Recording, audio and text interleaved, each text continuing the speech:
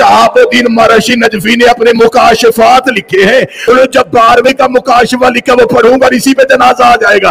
तो कहते जब मैंने अपने आका मौला की जियारत की है तो मेरे मौला के रुखसारों पे लहू था। वो कहते मैं पूछना चाहता था ये लहू कैसा है, या मैंने देखा इमाम ने मुट्ठी को खोला और आंखों से लहू आ गया। मैंने इमाम की आंखों में लहू के आंसू देखे, मैंने रोके का मौला मैंने तो सुना खून हुसैन का बेटा रोता था। फरमाया वो सिर्फ 40 साल रोए थे, मैं पूरी गैबत में लहू रो रहा हूं।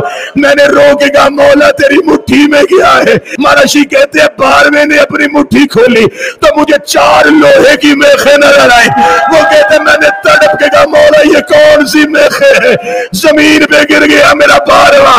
रोके तो ये वही लोहे की मेखें है जो मेरी दादी के पहलू में बेबस हो गई थी, जिसने मेरा मौसर शहीद कर दिया था। हाय ज़हरा।